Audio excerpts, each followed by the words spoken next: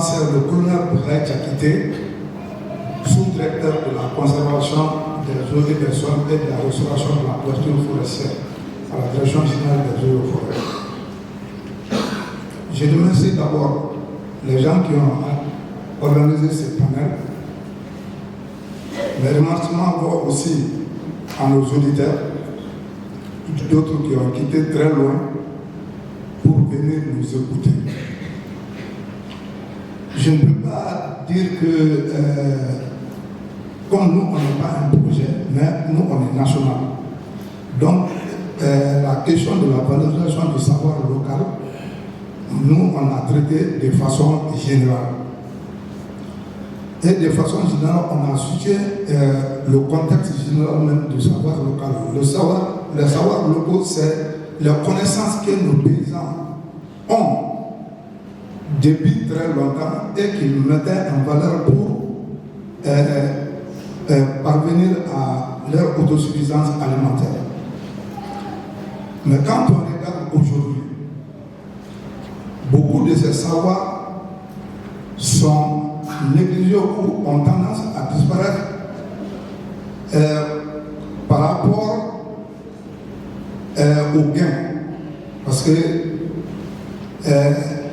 les nouvelles techniques qui sont venues donnent plus de gains par rapport aux anciennes pratiques.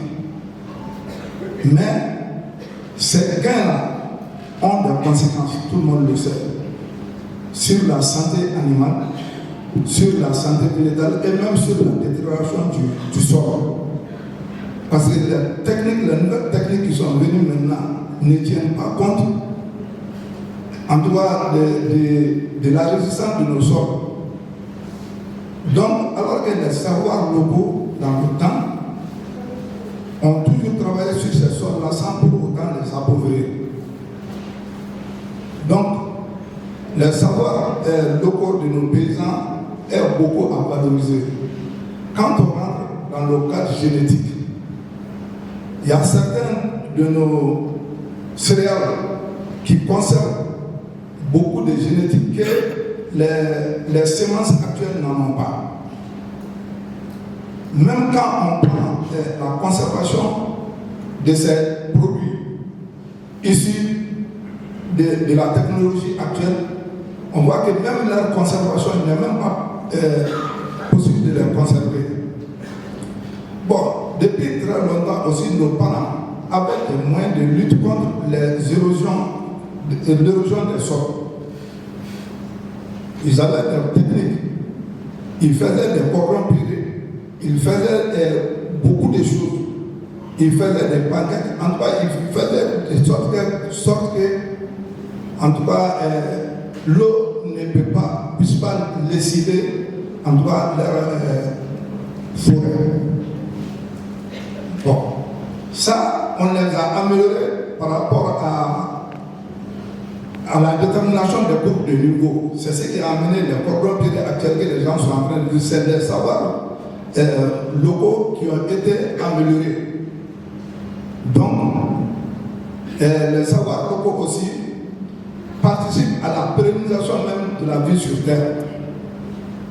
Parce qu'on a des parents, quand ils voulaient avoir la semence, ils triaient les épis les mieux portants dans sa production même, qu'il mettait soit dans un lieu bien pour que la saison prochaine, il ne puisse pas partir chercher des semences. Mais tout cela a pratiquement tendance à disparaître parce que les gens veulent un gain facile, alors que ce gain-là est très compromettant sur notre environnement même. Sur notre environnement.